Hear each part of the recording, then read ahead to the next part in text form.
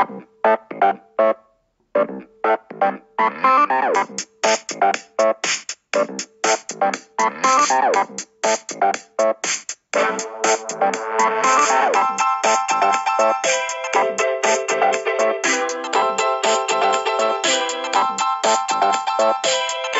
to Different Gravy, not just another Sheffield Wednesday podcast. I'm one of the hosts, Richard Miller, and my co-host, the man who, rumour has it, convinced Wayne Rooney to trade in away trips to Los Angeles, Miami and New York for rainy Friday nights in Northampton, Dr. Luke Gledall. How are you doing today, Luke? Very good, Rich. How about yourself? I'm good, yes, yeah. Buoyed up by the results. And yeah, feeling perky, feeling good. I wanted to bring up actually. So last night I was watching some of the NHL All-Star Skills games. So basically, they get some of the top performers from the ice hockey teams. Oh yeah. In the NHL, and they get them to do some very kind of bizarre and plausible little kind of tests to see who's the best at hitting targets. Tangentially related to their day jobs. Exactly, one of them seemed to be basically chipping hockey pucks from a large platform into containers like a golf thing. That was apparently a new game, which it looked like maybe it was some kind of haggard idea that they were kind of tossing around. But it basically made me think, I mean, why not, while we see a further Americanization of football, maybe we should see that within the Premier League. I mean, that'd be an interesting sight to see. I mean, how many keep-ups can Kevin De Bruyne do? The answer is too many to make into a decent segment. So maybe I imagine just like Kevin De Bruyne doing keep-ups for 6 hours and then like a little bit of time-lapse photography of the whole thing. It'd be quite beautiful. You can see the sun rising and setting in the background. It'd be great. Sounds good. Sounds very good. But yeah, I think like hitting targets. I know you're not a fan of the series of video games, but FIFA has sort of training drills, which quite often involve sort of knocking down boxes in the goal and things like that. So I think like a real life equivalent of some of those games, there could be a market for that. And they also had a kind of Canadian women versus US women elite players 3-on-3, like a little mini game as well. So how about we have Wembley doubles? Ooh. Could you imagine? Yeah. Playing on a tennis court sized pitch. Yes. Do you remember a few years ago when there was really the beginning of the kind of arms race for branding the World Cup? You'd have like an amazing advert from Nike and an amazing advert from Adidas, and it was there was like a bit of hoo-ha around them unveiling their World Cup advert. So I mean, famously there was the one with the Brazil players in the airport, which was completely excellent. But I think Nike followed that one up with one where it was like players playing in like a cage. It was teams of 2 or 3 with tiny goals. And my friends and I actually built our equivalent of that in somebody's back garden and spent a lot of the summer playing it. And what we did find was you tended to clash shins a lot. I don't know why. I think just this sort of, I'm not saying we were the best of players, and I think probably the better players, who do the game professionally, may be able to avoid battering each other's shins to pieces. But I think just the confined space just meant there was more of those kind of physical clashes. And I do remember my shins being sort of in ribbons after a few sessions of it. But it was very good fun. Tested the skill. I think one of the key problems with Nike's advert, though, was that Rio Ferdinand was one of the players you would pick for your two-man sort of skill-based football team, which nobody would. Nobody is picking Rio. He's a very fine defender, but he would have been picked last in that one, wouldn't he? Indeed. We should whistle along to cover... Breaking hoo-hoos. Cover some of the news events of the week. Bit of a quieter week, I think you'd agree. Mm-hmm. We're really, really coming into that lull before the next week kind of ramps up with hopefully some transfer activity. Hopefully it's a hotbed of signings, maybe signings plural. I feel like I've been guilty of using signings as a plural. It could be a singular signing, I've got to say, I'm losing faith, because one of the bits of news is really that one of those targets that we've been linked to has gone elsewhere, and that is about the third or fourth time that's happened. So Josh Sims has decided to go back to New York. He's done a reverse Rooney and swapped his tawdry life on the south coast of England for a much more exciting time in the city that never sleeps. And that's at the expense of Sheffield Wednesday Football Club. And Sims was one that I think even Monk was less coy about kind of coming out with and saying, yes, he's someone we have looked at and have discussed that with the scouting team. Yeah, putting that public pressure on him to commit, and which is scaring him off with too many coy looks on Skype calls. Yeah, I think so. And I mean, I have used the plural of signings. Maybe I can be even more advanced to look at kind of the collective noun and say, hopefully, a parliament of new owls, potentially. Wow, a full parliamentary intake of new owls. Exactly. We'll have a cabinet minister for putting it in the net, I think. Nevertheless, I'm very hopeful. I'm very hopeful of two signings. I mean, even one at this point would be something, you know. Yeah. But again, as we go back to the analogy before, we're all getting incredibly desperate in the nightclub at this point, aren't we? We're really just... I think we are. We're so desperate that we're making plans to return to the nightclub the night after for the grab a granny night, just to give ourselves a second bite at an increasingly bad-looking cherry. And this analogy spans out to basically saying we're bringing Gary Taylor Fletcher back. Yes. He's we've managed to talk to his shift leader and said they don't need him laying bricks for the next 4 months, so we can have him back. It's great. Is Boney still somebody on our radar, supposedly, or has that gone quiet? I mean, there was some talk that he spent some time training with the club, even. I don't know how long ago he played football. I don't even know. Are we that desperate? Well, he's the closest thing to what we were talking about last week with Steve Howard, I think, in that, you know, probably in spite of his crumbling body, he might still know the right things to do and the right places to stand on a football pitch, putting him mildly above the other folks who are his competition for a place in the team. Oh, actually, there is some other news as well. So I guess it's another transfer window where, shucks, we've also missed out on Ben 10 as well. He's signed for a 12th tier side, signed for his mate's team in the West Lancashire Prem. He's taken his beer gut to a pub league. Pub league, yes. Yeah, that was a very strange one. And you know, we talked about it early on in the podcast. I think it was in the August, and the words of Richard Miller. I said I still think there's some stepovers in those legs. And I'm sure they'll be, you know, bewitching the defenders of whatever it is, the 10th or 12th tier of English football. I just thought it'd be really depressing if he doesn't pull a Pete Drews. This is probably a very good chance.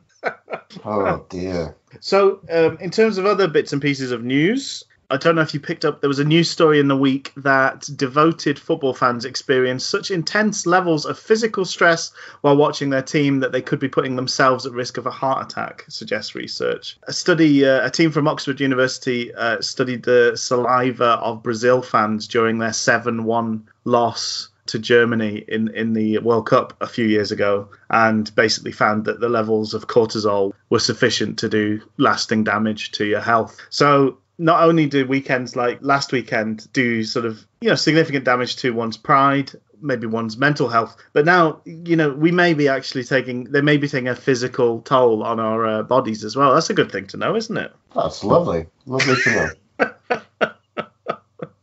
Prolonged high levels of cortisol can constrict blood vessels, raise blood pressure, and damage an already weakened heart. It can also give people a feeling of impending doom, that their life is in danger and they are under attack. So there you go.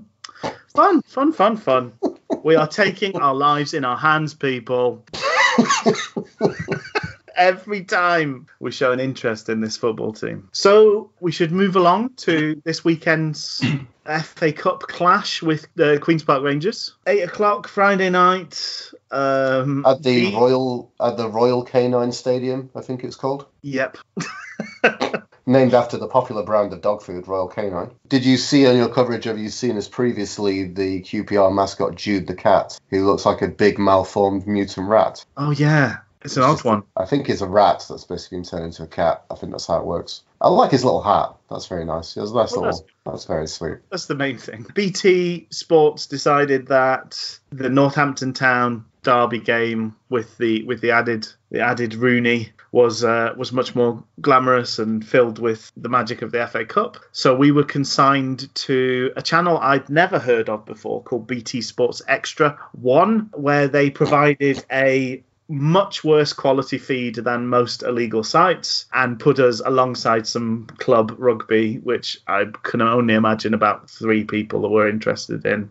They were even less exciting to BT than our game was, so they were consigned to BT Sports Extra 2, and I can only imagine what their feed looked like. It must have looked like it was filmed on a potato, because ours was rubbish. It was really, really poor quality. But there you go. It's nice. You pay lots of money for that, for a subscription to BT Sports, so it's good to get that rewarded in terms of dreadful streams from an FA Cup game on a Friday night. What did you make of the team as it lined up? Well, I noticed there were changes, and then I found out there were 6 of them, including a return for Moses Adebayo, back from the dead. From the dead, yeah. Much like Jordan Rhodes' hat-trick,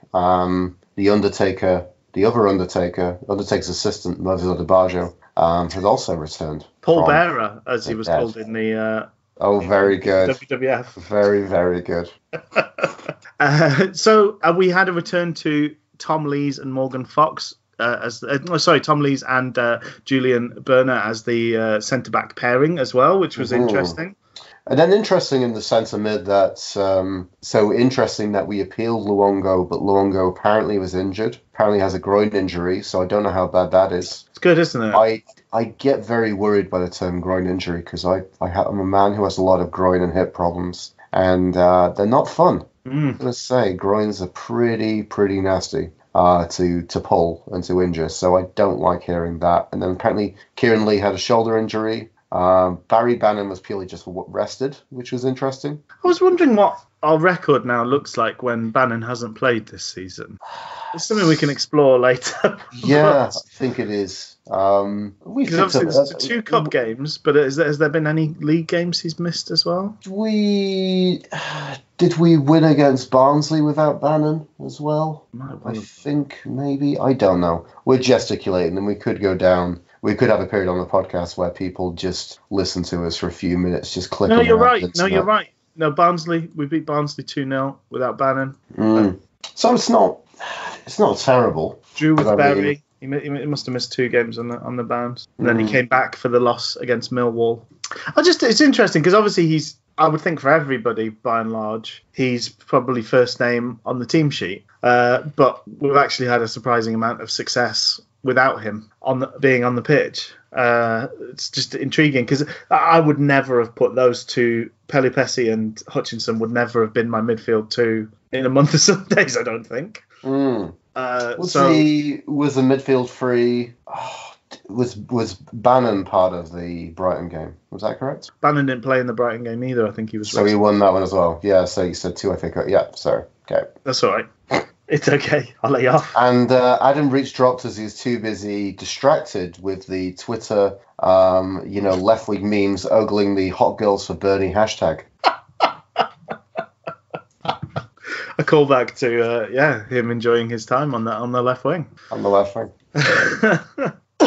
So I thought it was an interesting formation because we went for a 4-4-2, which was nice. But then you're packing that midfield with 2 fairly flat kind of defensive central midfielders. I suppose they both get through a lot of work, which you need if we're going to play Rhodes. Yeah. And if we're going to have 2 in the middle, both those things. There were some really interesting pairings, though, because, I don't think we've seen... Have we seen Rhodes and Winnall before? Not for a long time. No, that's been a new partnership. Yeah. As part of one of the many, options. We seem to be exhausting all options, which, is positive in the hope of trying something that works. And maybe it's just randomly throwing stuff onto the walls and seeing what sticks. So how did you think they got on as a pairing? Well, I don't know. I mean, this was probably kind of to jump ahead. The interesting thing I want to say about the two defensive centre mids in the 4-4-2, it reminded me a lot of maybe that kind of time of me coming back off my Wednesday sabbatical and kind of coming back into the, it's probably been for me, similar. Interesting, we mentioned Dom Howson leaving, because he's been covering Wednesday since like 2010. Late 2009, 2010. He's been there for just over 10 years. Yeah. So a similar kind of stint for me in my Wednesday kind of obsession, following a sabbatical of going off into the wilderness and coming back again. But coming back was kind of around that kind of Brian Law's time. Yes. Like a similar kind of neck of the woods. And it seemed like very much a kind of set 4-4-2. And Luke, you were purely, sorry, just to so this doesn't get missed. What brought you back into the fold was that video of him jumping over a little river, wasn't it? It was indeed, yeah. It was really, really inspiring. This is a man I can get behind. Thank you. You make it sound like he was Eddie the Eagle Edwards of football managers. Capturing the hearts. It was such a pathetic little stream, wasn't it? It was. He made it look really, really a real achievement, though. I think that was. He built it up, yeah. He really did. He did a little run up, and he was doing it in. He was wearing some nice shoes, I believe, when he did that. I think so. The whole thing was impeccably strange. I mean, in the history, there's some kind of brief little. I think there's some brief little things we can kind of put together from kind of a very mediocre Wednesday history. I think you'd have that in there. I think you'd also have, what's his name? Stephen Bywater eating rice pudding with a toothbrush. Yes. That would go in there. Maybe on a more personal level, the time that I saw Leon Clark rejected from the Sheffield Wednesday car park when he was playing for us and having an argument with the steward, that kind of puts that up there. I like the video a lot of somebody on the South Stand very loudly doing the James O'Connor chant, and then the camera pans round to see a sheepish James O'Connor giving a little wave to the camera. That was nice. So yeah, some kind of few kind of odd little bits and bobs from Wednesday kind of history. But the bit I want to go back to was thinking about that Brian Laws era of having a very flat defensive centre mid pairing in Sean McAllister and James O'Connor. It felt like an update of that, really. It felt like a version 1.1, maybe with some added talent through Sam Hutchinson, who we can get onto, but I thought he was really good in this game from what we saw of him. But that was interesting because I think the real power, a similar mentality of that Brian Laws side, a lot of it was very focused on the wingers and, getting it forward, getting it more kind of direct, getting it forward to those front strikers. So, but maybe in that aspect, I mean, I don't think we did terribly, but we maybe we were kind of missing a real target man to kind of get the ball forward, to kind of spray it out, and the second ball's been picked up by our pacey wing options. I mean, one of the better chances early on in the first half was from a Hutchinson pass, wasn't it? Sort of 17, 18 minutes in. Oh, yes. Picked out Murphy. Murphy sort of pulled wide of his fullback and then darted in behind him to get on the end of Hutchinson's brilliant long pass. And that was such an astonishing ping forward. It was beyond Hollywood. It's the next generation of Hollywood ball. That was something fantastic. And he hit a similar sort of, maybe he liked that sort of finish because it was the same sort of finish he scored against Leeds with, sort of very hard and low at the near post of the goalkeeper. But near post rifling, yes. Yeah, the QPR keeper was equal to it this time, whereas the Leeds keeper let it roll home. But that was a great pass and brave from him because I think one of the last, he's messed up with some of those passes before and we've given away goals when he sort of passed it to the fullback in those situations. But that was a great raking ball in behind the fullback. Lovely to see. So how did him and how did you feel him and Pelupessy worked as? So I know what you're talking about, James O'Connor and Sean McAllister. I also remember when O'Connor and Potter would play together, that classic duo. What would the surprising thing there was that O'Connor would kind of sit and Potter was charged with more of the running around when we were sort of defensive in our defensive shape, which you'd think would be the other way round because that is mainly what O'Connor did. That is just baffling. But so who was sort of pressing? Who was on the front foot between Pelupessy and Hutchinson? I don't know, because I genuinely felt I didn't really see. I mean, Pelupessy's a player who, I don't know, maybe you could put in a different. You'd put it in the same category, but in a different sense as Kieran Lee. Is that sometimes Kieran Lee's best games, you don't really see much of him. Yeah. And then, but Pelupessy, you don't really see much of him, and that's a more defensive mentality, I think. So you don't really ever see. He's quiet at best. I think I think those who are generous to Pelupessy, and I'm sometimes numbered amongst them, I think he does a lot of work closing off channels. So by its virtue, you don't actually, it's the pass that's not played, the pass that's not available. So he's not even making an interception because he stopped the pass coming. And I'm going to say something really damning about Joey Pelupessy here. Do you think the games where he is more active and he sees more of the ball and he is more, he often, that often causes him to play some really bad passes and be really terrible. Yes.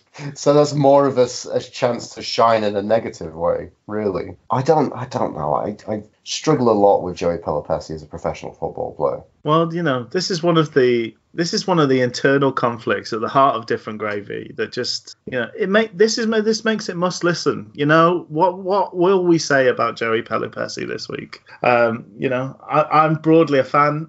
Luke broadly hates Joey Pelupessy, wants him to be banished from the team and his face never seen again.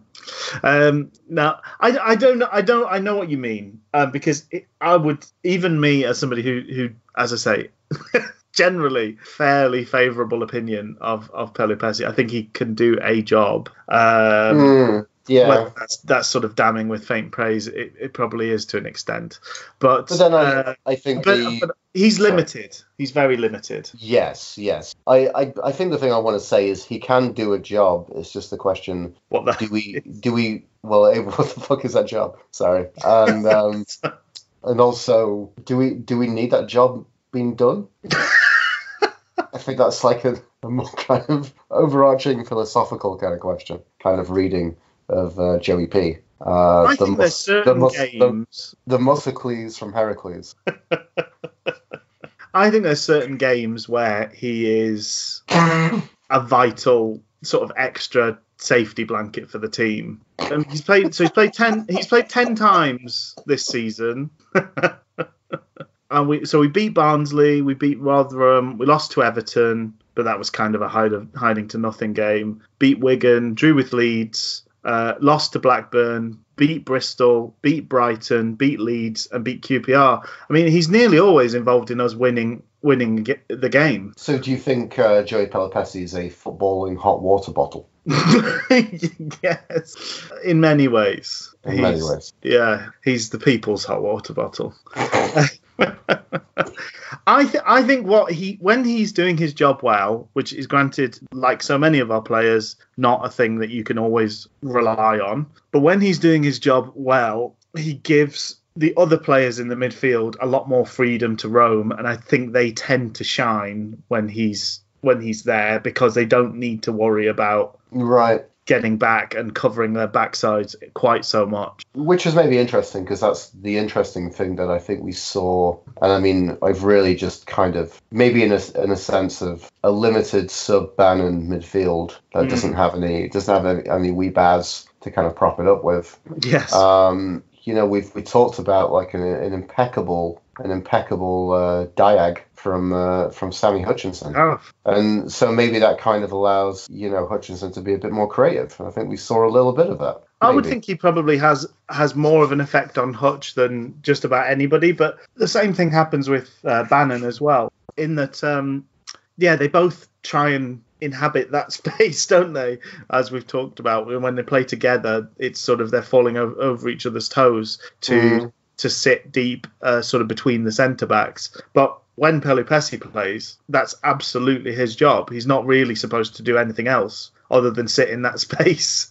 So the other two have to find something else to do, and usually it's helpful for the team. So here's the interesting thing. So this very kind of seemingly flat defensive CMs in a 4-4-2. Then essentially we're making a lot of long pings and balls out to very pacey, very dangerous wingers in Murphy and Harris to use their pace. To spend a very long, meandering kind of narrative to answer your initial question.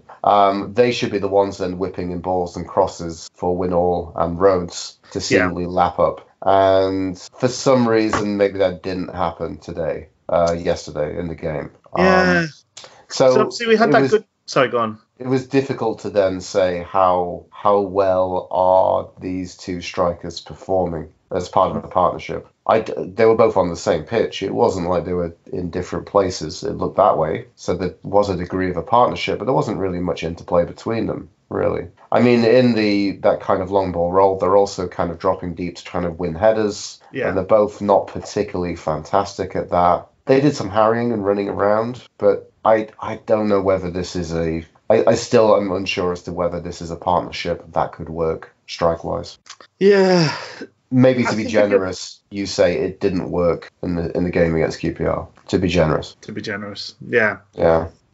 Because obviously the goal really had nothing to do with either of them. The first goal, and then the second goal happens once Rhodes has left the pitch.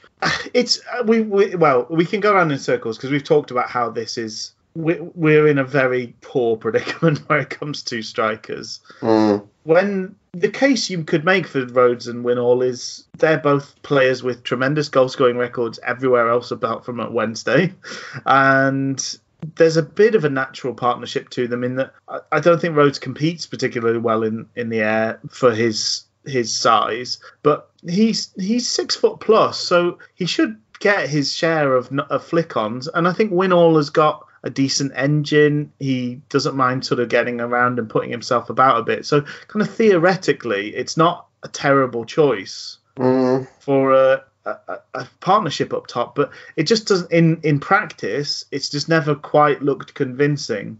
And because Carlos, when we signed them both, that was his first choice for a number of weeks. And the first couple of games looked like, oh, wow, this is going to be so good. We're going to get so many goals from these two. And then it very quickly went the opposite direction in that I think that's why we've had such a long time between that and seeing them play together again, because for some reason it just really, really, really doesn't work. So, yeah, it's tricky. So in terms of that game plan going forward, if you've got two, you're kind of having to play it long because we don't have a natural kind of attacking ball player midfielder. You're then you've got two strikers that don't compete particularly well in the air, and they're playing against. I mean, QPR have got that kind of wily old fox centre back, Luftheiser or something like that is his name. What's his name? Leistner. I've made him much more German sounding than he is. Luftwaffe. Which is already... Herr Luftwaffe.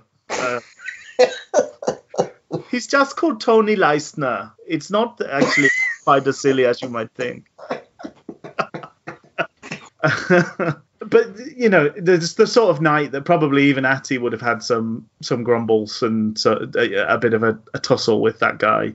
Neither of those two are going to get much change out of him, I would have thought. So we're trying to spring that trap of playing in the wingers, but that requires a very, very good ball to be played and a very well-timed run and a fullback falling asleep to an extent as well. Well, the interesting thing was I think it kind of worked, and this was... Yeah. It's just in terms of the kind of balls to the strikers weren't quite there.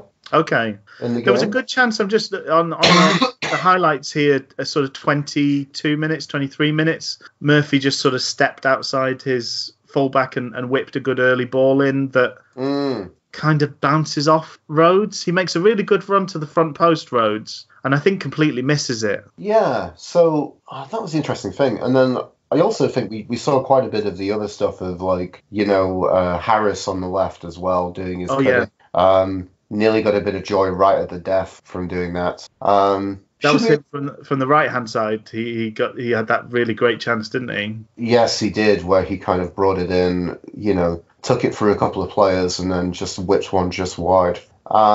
Should we kind of go through this game in kind of a bit of a chronological order? Go for it. You were watching the game, Rich? I was patchy with the first half and then managed to watch all of the second half on the aforementioned terrible BT stream. And I was listening at work, and then I actually managed to subscribe to a service to let me watch the game back. So I've watched quite a bit of the game, I would say. That's good. Yeah, I mean just going back to the wingers, there was some good stuff in the first half. Adebayo had quite a decent kind of cross that he whipped in. Okay. And then it came to like a really interesting Murphy corner, which I think was nice, but didn't really do what Murphy kind of wanted. It was kind of a long raking ball that kind of clipped the bar and kind of caused some chaos, caused some kittens to their keeper. Yeah. We had quite a bit of joy from, like I said, those long raking passes into space for both Harris and Murphy to run into, and they had some good times against the QPR fullbacks in this game also. And really, I guess there wasn't, it was pretty kind of compact. We looked pretty good. We had a really good defensive shape. Typically, I know a lot of the times when we were defending, it was all 10 men behind the ball in a pretty kind of cohesive kind of shape. Yeah.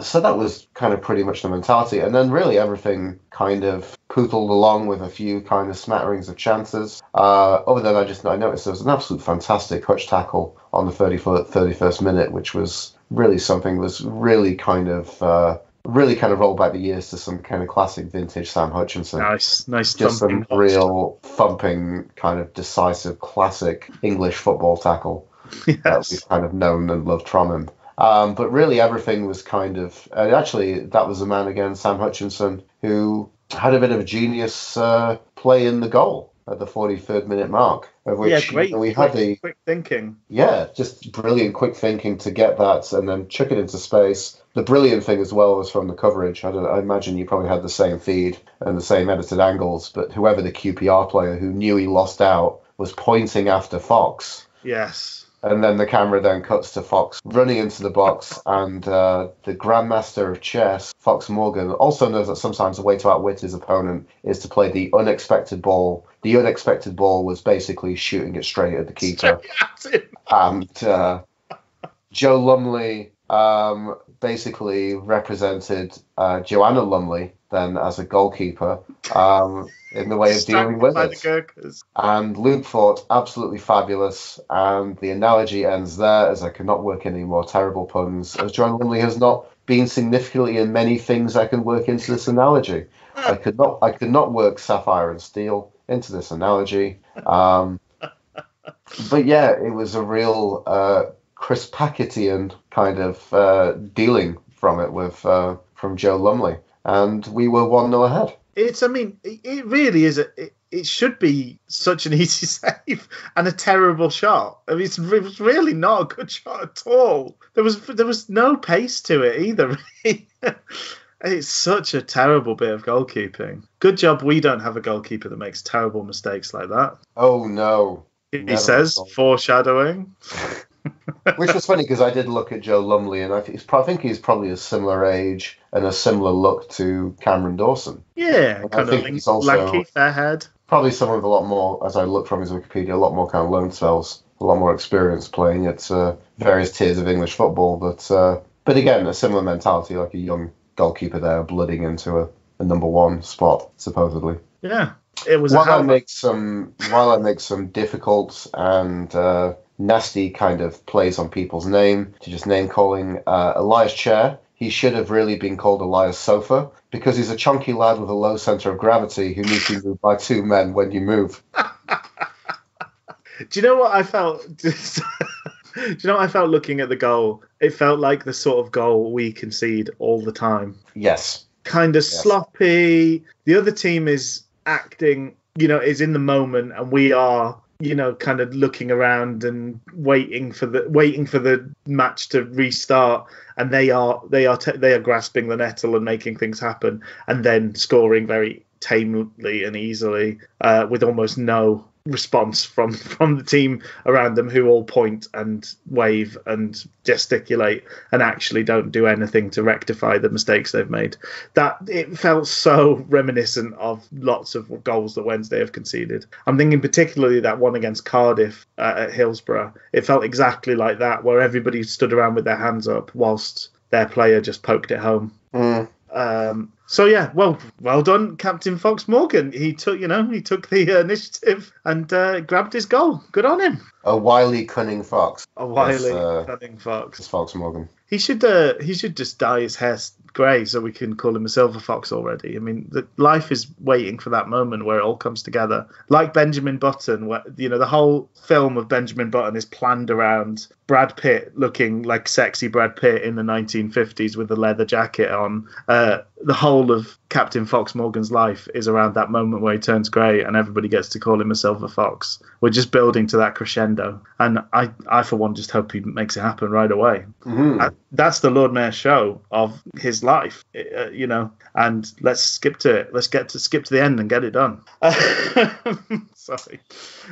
So since you kind of joined in a lot from the second half, how did you think I'll let you take the mantle of analysis on this one, Rich. How did you think the second half kicked off? I thought the sort of whole game it felt the same, that reading the kind of bits and pieces from the first half and the bits that I'd seen from the first half, it felt like a lot more of the same, to be honest. I was really surprised how, for a team that you and I have both described as one of the better teams to have played us this season at Hillsborough, I was really surprised how kind of they did. It's not that they didn't make chances; they did make chances, and they've got. Obviously, Hugh Gill is a very decent player. They brought on Wells towards the end, and Eze is a phenomenal talent. But I thought we just did a pretty good job of keeping them at arm's length by and large. Oh, completely. Yeah. I mean, they looked particularly ordinary. And it was interesting for the fact that they do have some players that I think we do kind of bat our lashes at. I mean,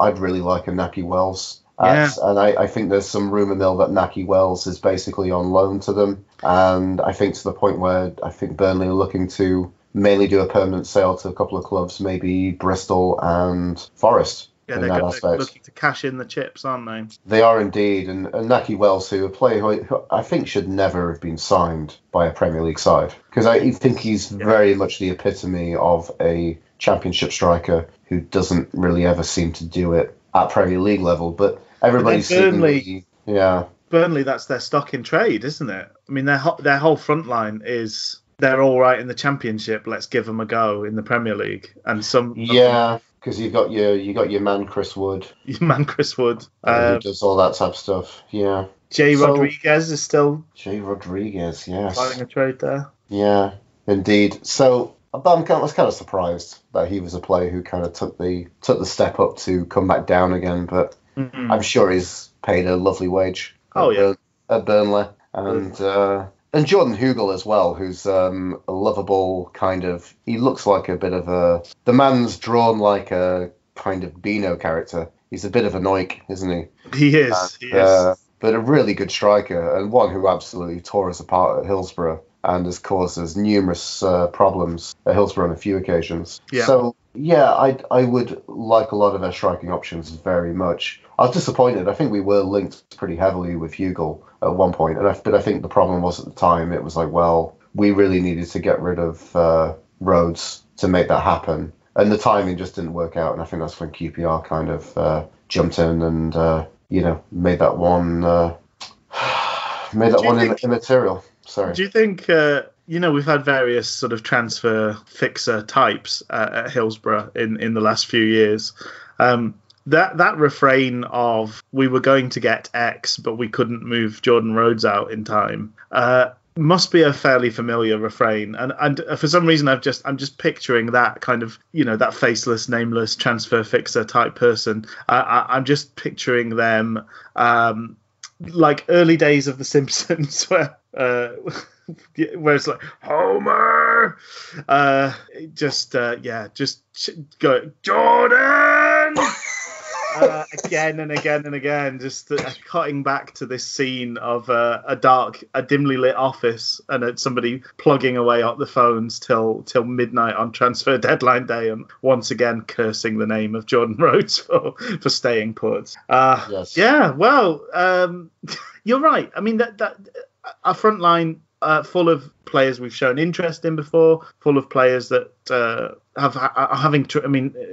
Hugill's having a tremendous season so far, and so Naki Wells is racking up lots of goals. So there's no wonder that he's kind of attracting interest from elsewhere. It's just a bit disappointing we're not one of those teams that's kind of nibbling around him, the kind of recall and being interested in him full time. But I don't understand. I think it's a lot to do with the policy, but I mean, especially when we look at some of the, here are the wages for Premier League clubs. I mean, we have been a team previously who've gone and we've gone and got a few bargains. We picked up Forestieri for. I mean, especially for that first season, $3 million for Forestieri was a very impeccably good deal. It was. The money, probably a similar fee that we spent for Gary Hooper. Classic. That's a good bit of business. I'm almost wondering at this point, everything's just very short-termist thinking. I don't know why. Maybe some of the money we're spending, maybe we just outlay some transfer fees. Yeah, you've got to think there's a bit of a part of the mindset of Wednesday will be cautious.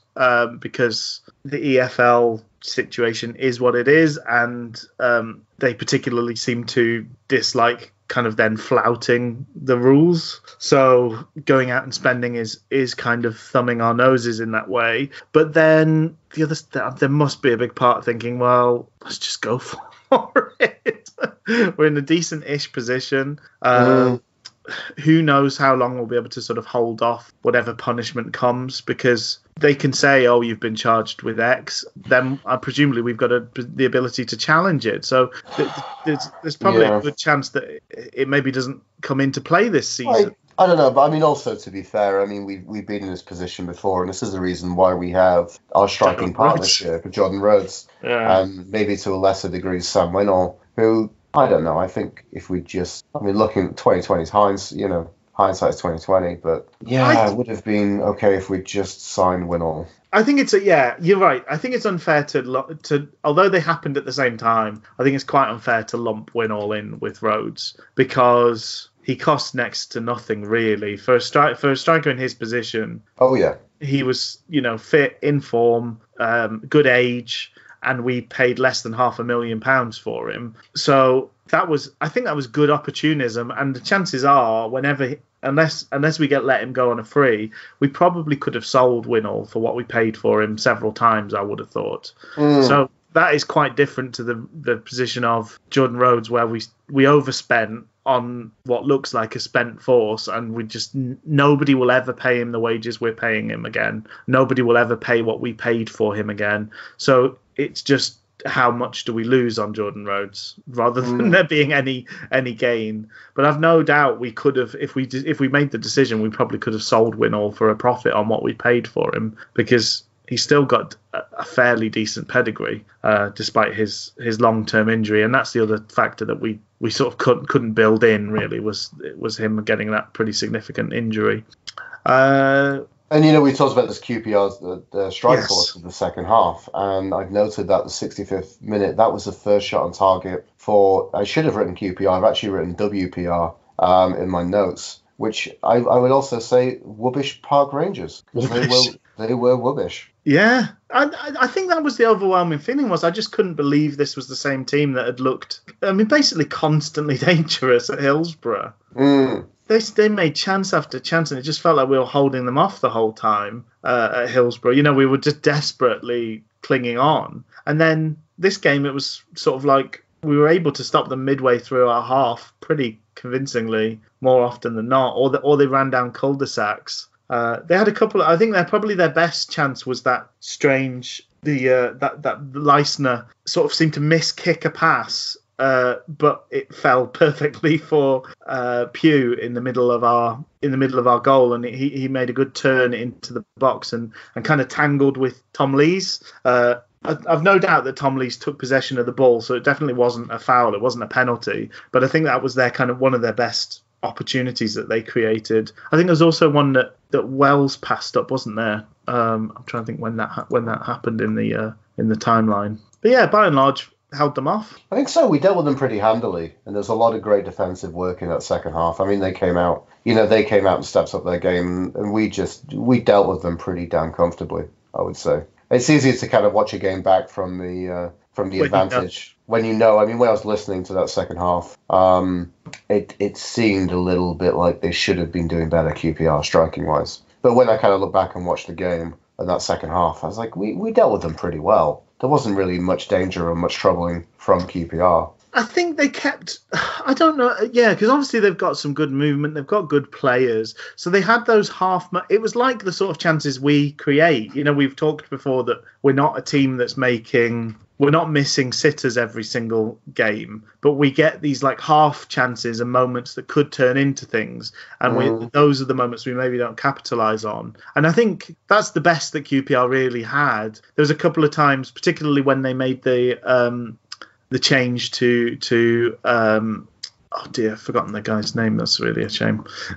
They brought on the winger to play against Fox for Clark. That sort of 66-minute mark, they brought on Asai Samuel. And a few times he managed to get one-on-one with Fox, and he's really quick. So he kind of got in behind Fox, but it was halfway into our half. It wasn't anywhere near the box. He didn't seem to want to or have the ability to cross early. So it was just snuffed out. Reach and Fox were able to get back and deal with it, or Hutch or Pelupessy were able to get across and sort of nip it in the bud. And really, they were limited to pretty much, those sort of things. Some of those moments they did better with than others. Somebody else had a decent chance that sort of Burner just touched it wide of the post.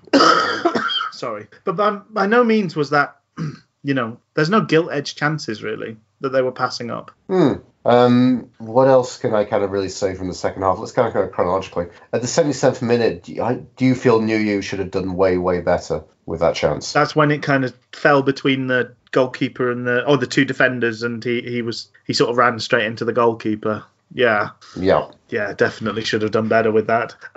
The other thing, so what did you think of Hunt when he came on? So Hutch got injured, which is a real shame, having looked so bright in the first half. Sam Hutchinson, and setting up the goal, Sam Hutchinson went off with an injury. I don't know.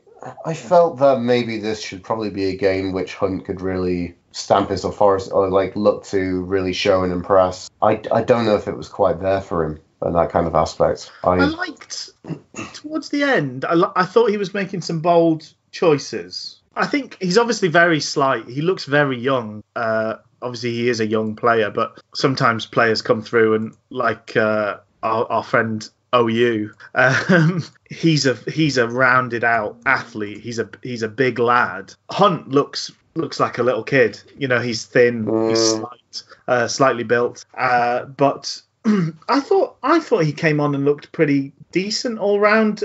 He didn't look overwhelmed by the situation. Obviously not the same level of tackler and defensive force that Sam Hutchinson is. They had a couple of bright moments, and there was one really brave moment just prior to us scoring. The ball fell to him, and he kind of played this like curved pass. I'm trying to I'm doing things with my hands, which really doesn't work well on the podcast.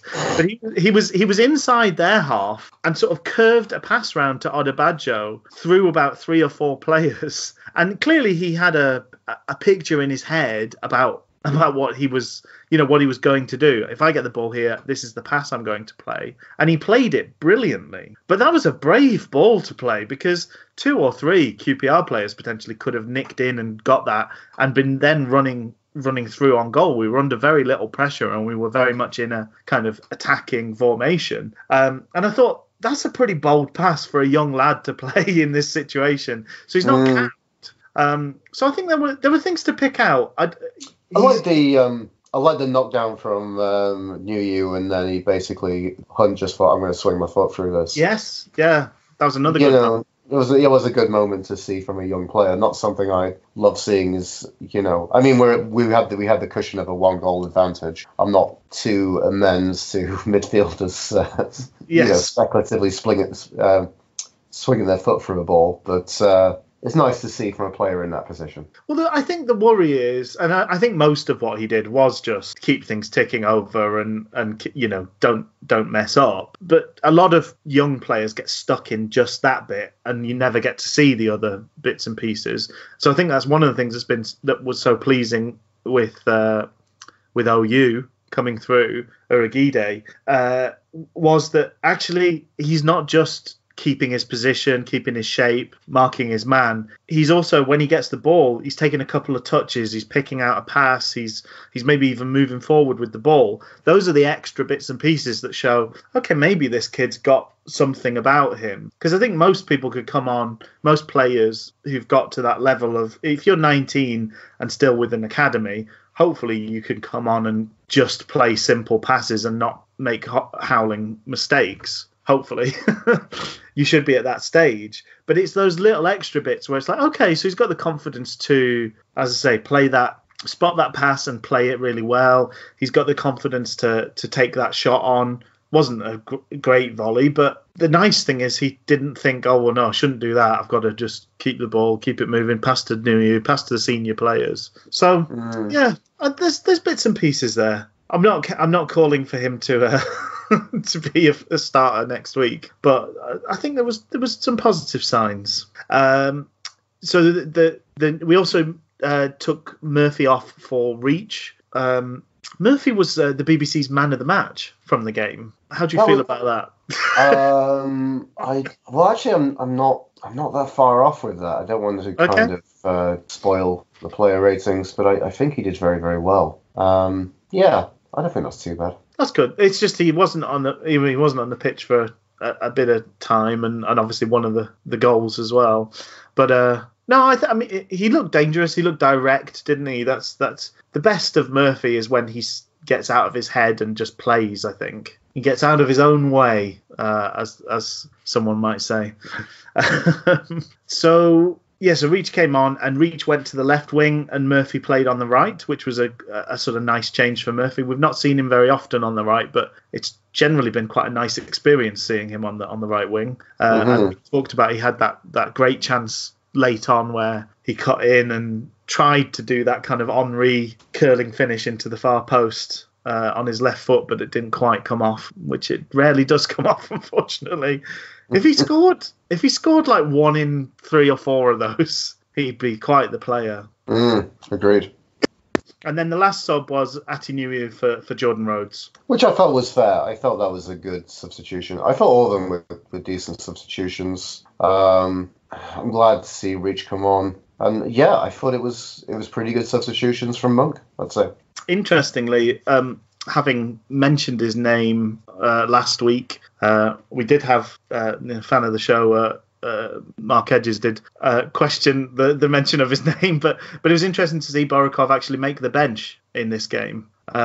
Maybe gives an idea that he's not a million miles away from being given a run out. It may well be a kind of last roll of the dice after we try all the different combinations of strikers we currently have. But he on another day, maybe we would have seen Borokov come on and play in that game.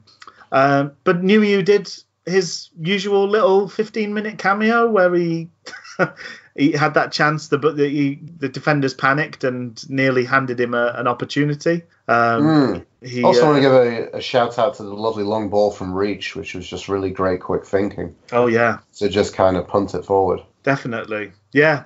And then obviously Ati again was involved in the second goal. Yes, playing the ball out to Rhodes, and and that was a real, absolutely beautiful, lovely ball out from Nuyu to Reach. That was, he has those weird moments where, like we said, he evokes the spirit of other players, and lovely kind of place ball out to the side to Reach. Reach kind of knocked it on, and then put over a kind of just a brilliant ball into space. It's an absolutely brilliant cross by Reach. That it was really so is. clever and precise. It made Winnall's job so easy because it was so good.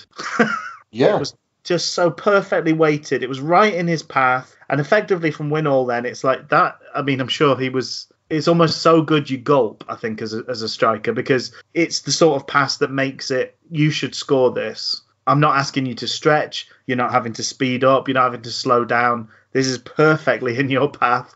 I've taken the defender out of the game, and what you need to do is now slot it home. And he did a beautiful job. For a guy that's only scored 1 goal this season, great finish from Sam Winnall. It was just lovely, yeah. Just a perfect weighted pass, and then just the perfect kind of reaction, and that first-time finish to just casually slot it, just wide of Joanna Lumley. Joanna Lumley, just put it past Joanna Lumley. What was the thing where she made shoes out of her bra called?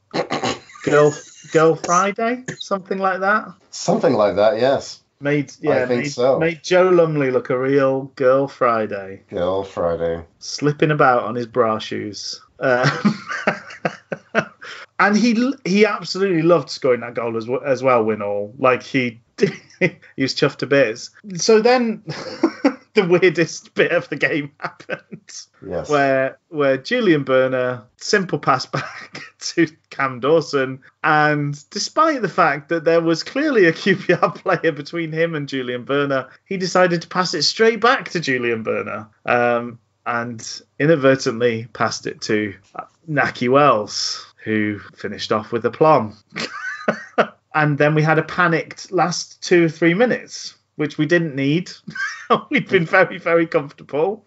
But in true Wednesday fashion, we somehow found a place to really dig deep and claw out that real sense of panic that we can just give to our, supporters. So Wednesday, a classic Wednesday performance. And Dawson kind of like chested it down from the corner afterwards as well. Very weird. It was a very weird little panicked few moments. I also want to kind of add, so prior to that, the 84th minute, so just as a slight addendum, the 84th minute, Naki Wells had a free kick, which he basically decided to do a very kind of tame shot at Dawson. I really enjoyed the commentator saying, I don't know if you had the same commentator, and he would only know what he was thinking of there.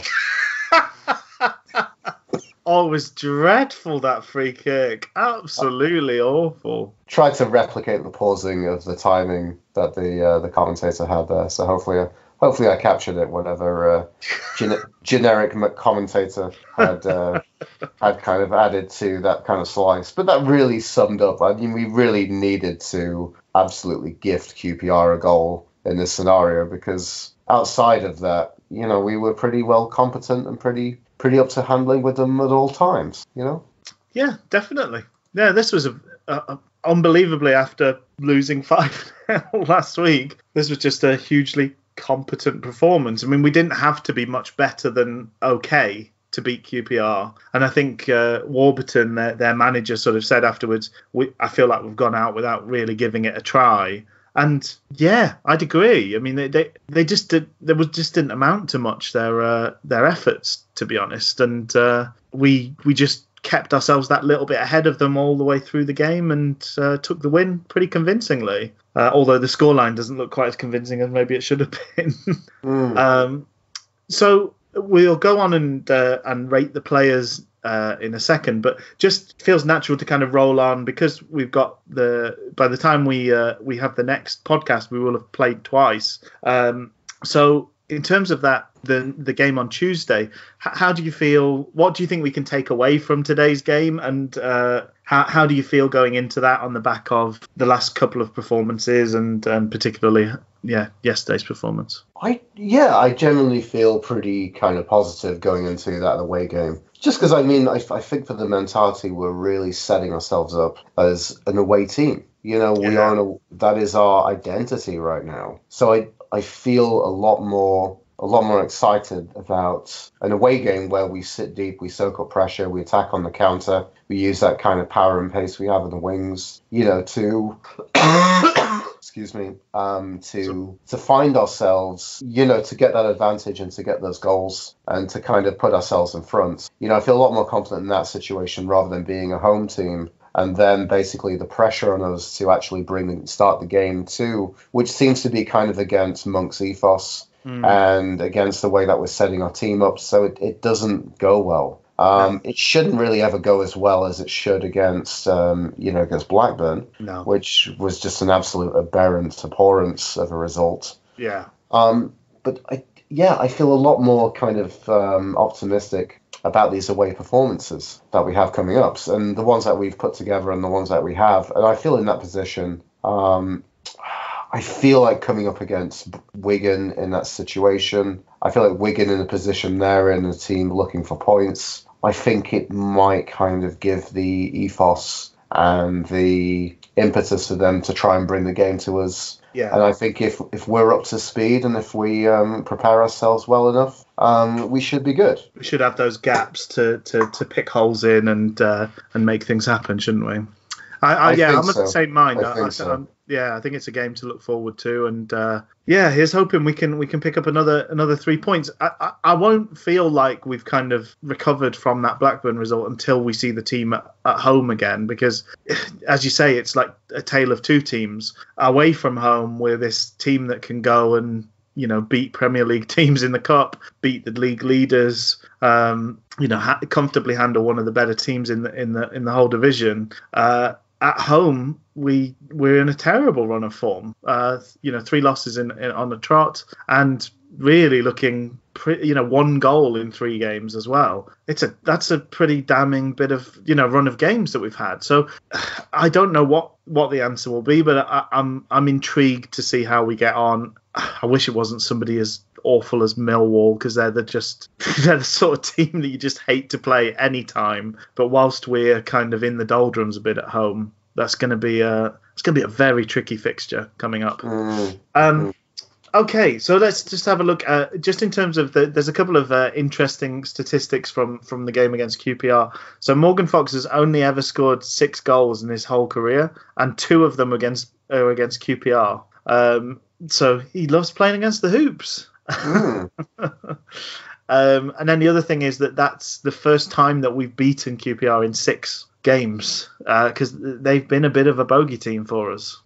They've won the last 4 running, so nice to turn that around a bit, and it would be nice if we can carry that into our game towards the end of the season at their place as well. So Cameron Dawson, I mean, this is a difficult one to call again. It's another situation. I felt that it was a little bit similar to another Cameron Dawson performance of previous games, where basically I said, well, I'd really like to give him a really nice score, but then he pulled a clanger out of his he pulled a clanger rabbit out of his hat, and very much in the mentality of Westwood, and kind of brought his score down. So I've gone for a 7. I thought he was confident. He made some good saves. He claimed the ball well. I thought his kicking was a lot better than usual, I would have said. And, he would have got a higher mark bar the error that he just absolutely, it didn't even look like the pass to Wells. It didn't even look like a shank, because it was just so perfect. No, I think he just was trying to fizz it straight back to Burner, but hadn't obviously looked at the fact that all of his options were closed off for a short pass. There was nobody in the back four he could have passed to. Yes. I don't know why he didn't do what he was doing for most of the game and just Garrett forward. Yeah. And he's frankly lucky that didn't lead to anything.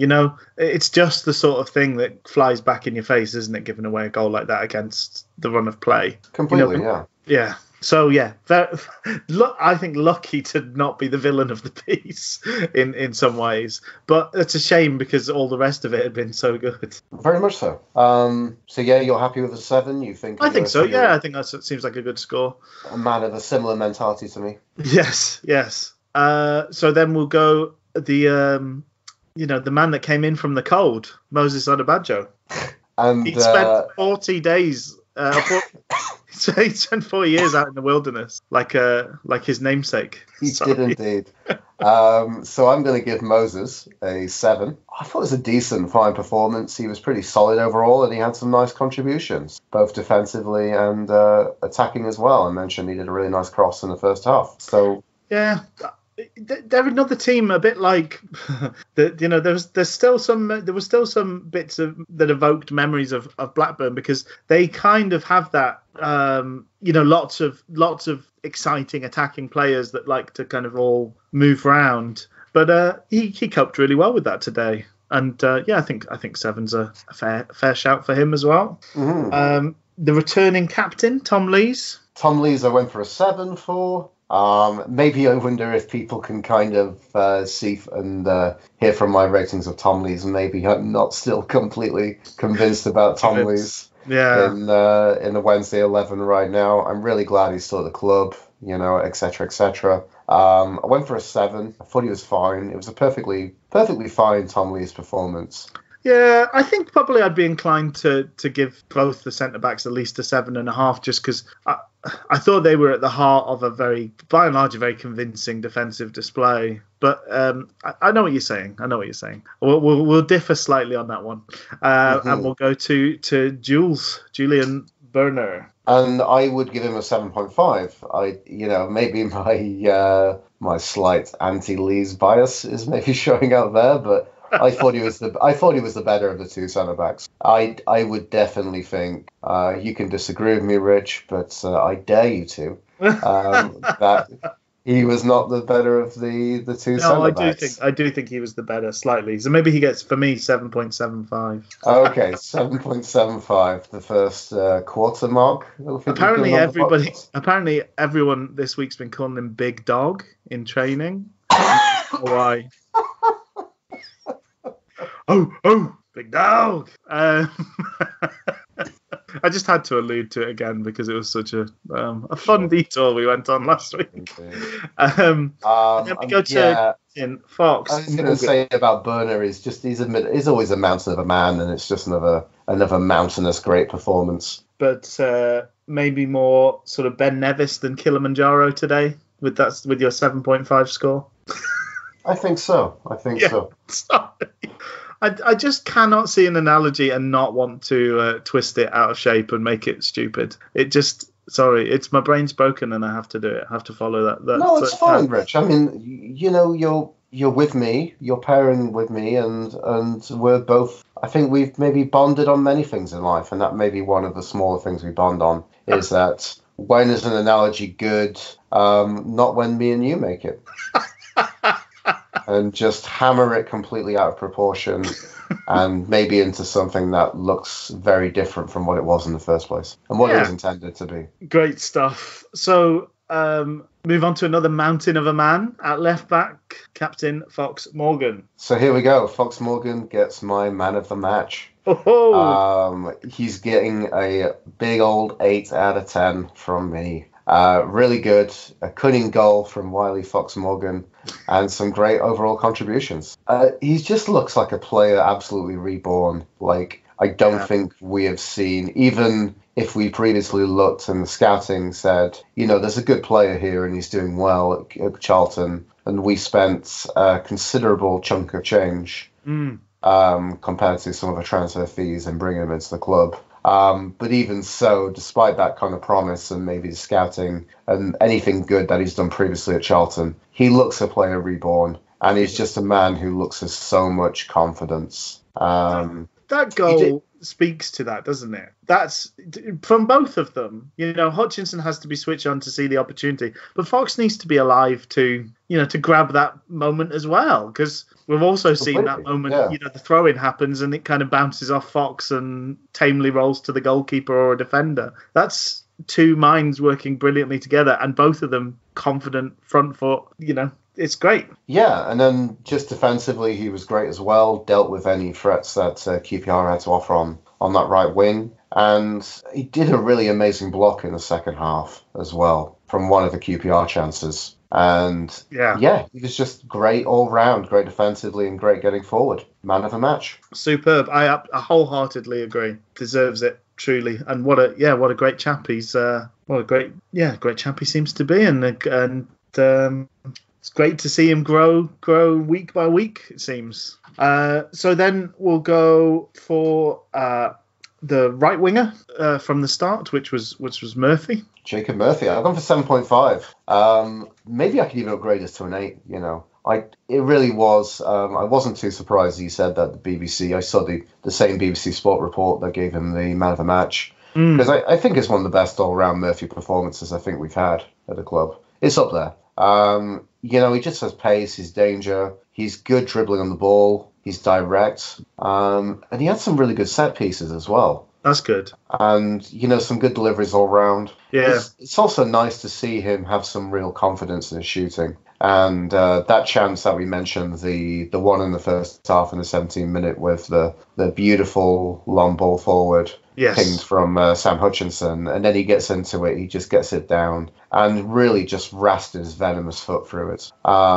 It's just great to see him have that confidence back, and especially kind of summed up through that lovely goal against Leeds. And, this is the interesting thing that we have on the podcast, is that we're often looking at the wingers, and it's a big part of our play and some of the options we have for those three players and whoever two of them are. And I feel like every time we talk about this and we talk about where we are with this, I often feel like I want to say every time we have a really, really good, decent performance, I feel like every time at the end of the show, I'm there in the play rating saying, right, that's our right winger and left winger. That's our left winger. That's our right winger. Yeah. And I'm probably going to say this again about Jacob Murphy.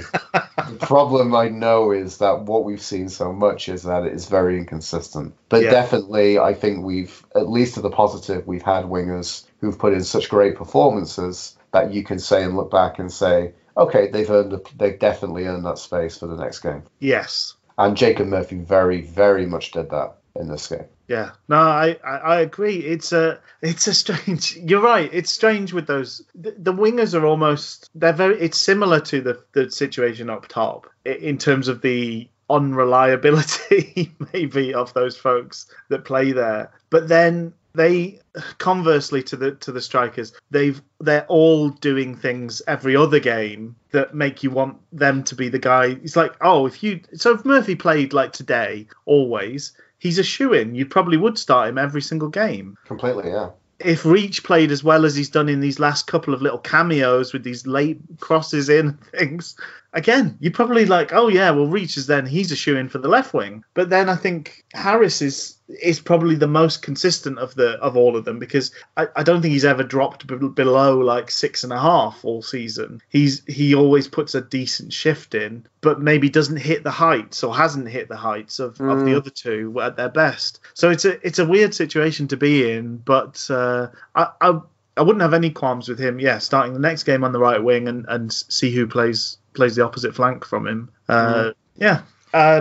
So then the midfield was made up of Sam Hutchinson and Joey Pelopessi. Which one would you like to tackle first? Oh, I like good use of the word tackle there, Rich. I see what you did there. Let's do Joey P. Let's. Do you want the good news or the bad news first? I think we want the bad news first. And you're going to give him 3.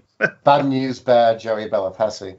A man who harbours bad news. He's 6.5. I think I'm maybe being generous. Again, it's the fact that he's such a quiet player. Yeah. At his best. It's like, how can I rate this player? And he's almost a bit like, I feel a little bit like Kieran Lee. Kieran Lee can be very quiet at times. Yes. I think he's a quiet, but then the Kieran Lee, I think, often comes up with the bits and moments that make you think, yes, that's a good game. I don't really know what to see from Joey in that aspect. He was fine. He was okay. I don't think he offended, nor did he do much wrong. But also... But he also didn't do much. Full stop. Didn't do much right. I think right sounds like a classic. Sounds negative. I think nor did much. Yeah. Did not do much. That sounds like a classic Joey Pelopessi performance in a way. Doesn't do much. I feel like if Joey Pelopessi's performance was summed up in the Bible, it would be the shortest sentence. It'd be something like Pelopessi did not that day, in kind of biblical language. Yeah. Okay. Well, I'll go. I'm happy to go along with your rating there. We'll when he beams in his volley for the season, then we can up him to a 7.5. Oh, I would love that. I would love his. Do you remember his goal away at Millwall? Yes. What a peach that was. He's got it in him. It's there somewhere. It's just buried quite deep. In his locker, yes. In his locker. It's under lots of exercise books. Maybe a big stash of musty Dutch men's magazines. Yes. Oh dear. Let's move swiftly along to this. And now for the good news, and it is Sam Hutchinson getting a 7.5. I'm disappointed his game was kind of brought short thanks to being stamped on. Who stamped on him? Who is this awful QPR player? So I can go and lambast him. Sure. Shake my fist in his direction. In the bits he's involved in, I thought he was absolute quality. Let's mention again just how amazing that amazing raking ball was. It was an absolute peach. Absolute peach, and a really good tackle were in his highlight reel. I'm really happy I want to see more of this Sam Hutchinson, You know that the law of Wednesday is that both him and Luongo will be out injured for Tuesday's game, but fingers crossed that's not the case. Yes. We've got some nice choices to be able to make rather than horrible choices. And which is more bad news, such as Joey P. Yeah. So let's move along to kind of foreshadow the Wigan game. I think what we found from these cup games is that in some very strange centre mid pairings and combinations, we can still get some good success away from home. Yeah. So first name on this team sheets is Joey P. Joey P. Joey P and Weebaz. That's my prediction in a 4-4-2. 90% of the time, it works every time. Joey P. Excellent. Muscles from Heracles, as you called him. Those are treats. Right, let's move along to Murphy's opposite wingman, Calvin Kadeem Harris. How did he fare today? Oh, come and dance with me, Calvin Harris. It was a 7. Yeah, nice. It was a pretty steady performance. I think it's just another game. I'm just crossing my fingers and praying for a bit of Calvin Harris output. Some good end products. It felt very close. That sweeping left-footed shot late on felt very, very close. There wasn't a great angle of it, was there? But it felt like it was inches away. Yeah, I noticed. I noted that was a great chance at the end. It's a little good from his effort didn't go in. But I mean, his pace and his legs are still always an outlet for us. Yeah. Both wings were just such great outlets of joy. Throughout this entire game, Murphy and Harris were really good on both wings. Murphy was the better of the two, but Harris was still decent. So I think a 7 is fair. Excellent. I think, I go along with that. 7 seems fair. And then let's go to the strike partnership up top. So in the same way that we did with Pelupessy and Hutch, we'll go to maybe the lesser of the two and cover Jordan Rhodes first. Jordan Rhodes, I'm going to give him, as his squad number defies, a 6. And, to paraphrase the Pixies song, if Lee's is 5, then Rhodes is 6. And, it was very much a 6 out of 10 performance. He was okay, he ran around a bit. He didn't really squander anything, but he didn't really have anything to squander. It was a Joey Pelopessi striking role. Missed his weekly sitter. Yes. Yeah. I liked him harrying the defenders a little bit. He did that. He ran around a bit. Good. That's where he's probably that tiny bit more mobile than Atty. He's slightly more of a threat to as he encroaches on defenders than Atty Nuhiu. Although there's more of Nuhiu to hit with your clearance, so swings and roundabouts. So what did you make of Sammy Winall? I'm going to give her a 7. The funny thing is, I'd probably say he was a very similar story, truth be told, to Jordan Rhodes. But he got that all-important. But he got that goal, yeah, and it was a lovely goal, and I'm really happy for him for that. I'm not going to say I hope he kicks on, because I feel like I'm going to act a fool if I say that, because it's going to be largely inconsistent. It's not going to happen. Kind of returns from Sam Winnall. But, I'm glad he scored. I'm glad that's another sign that, he still has something to add. Yeah. And I always feel the promise with Sam Winnall that he could still potentially add something, as part of... He's not going to be our first choice striker. But maybe in this situation, we can get get a little bit of wine from those Winnall berries. Until something else happens, essentially if you look at Fletcher's contribution, what we've lost, essentially we need about 15 goals out of those three somehow, unless we sign a new player. So yeah, Winnall ticking along and getting a goal is helpful. It would be nice to see Rhodes outside of that one, the time warp that is Nottingham Forest. It would be nice to see him look vaguely dangerous.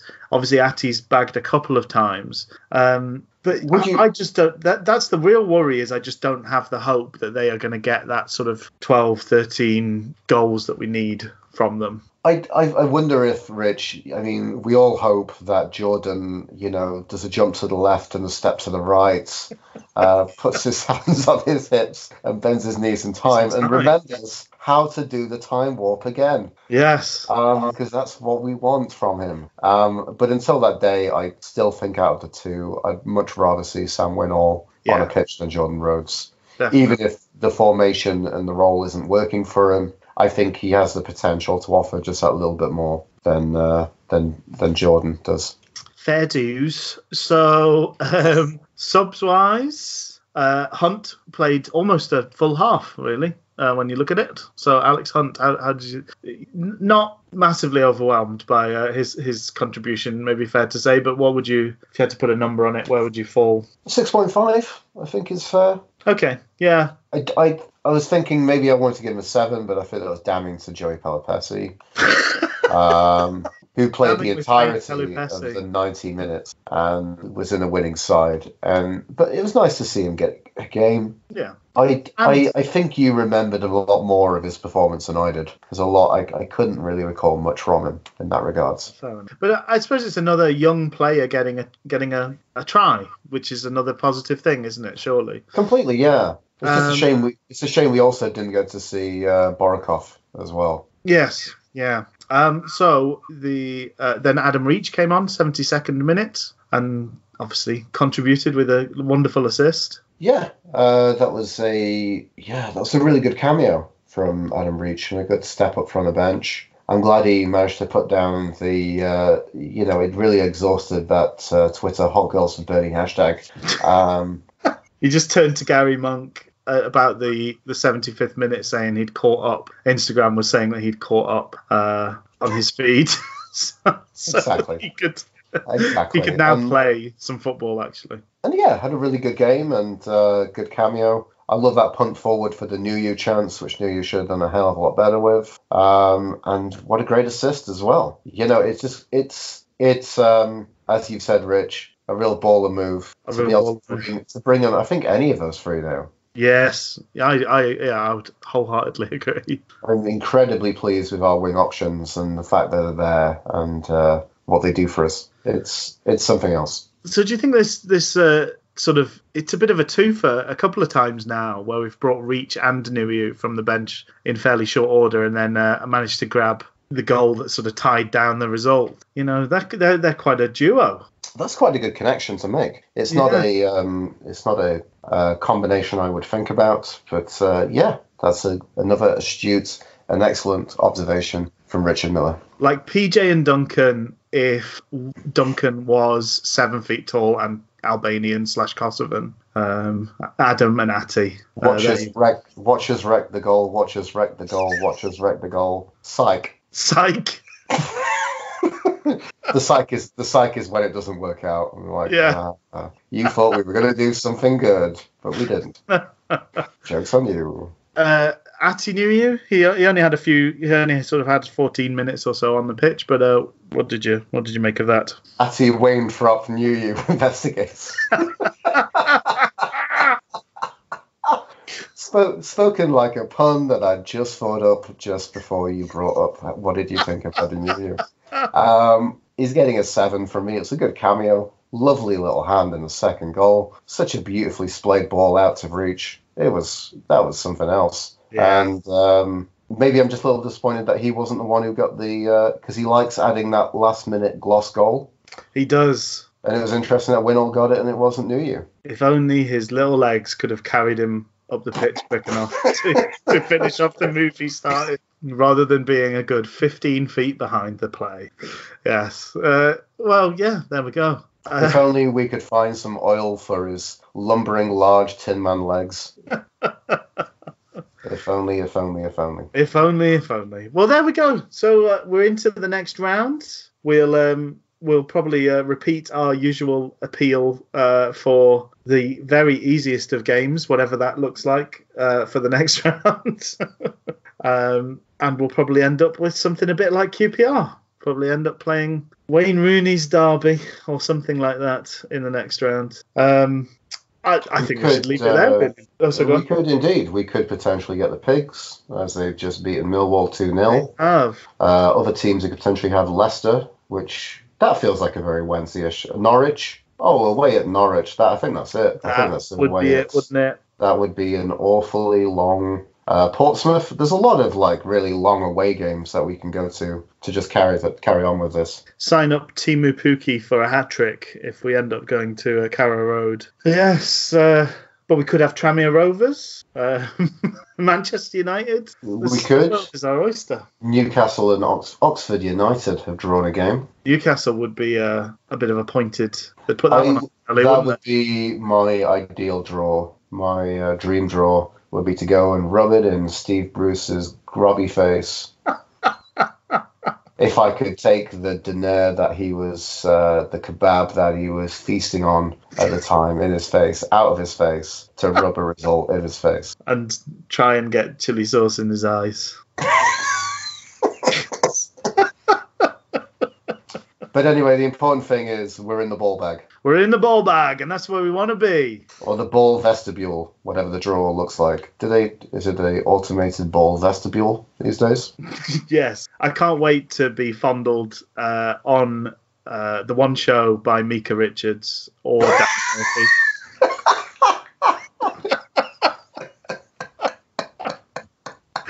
We knew this day would come. Oh, fantastic. Right, I'm going to say cheerio, Luke. Okay, have a good one, Rich. Same to you.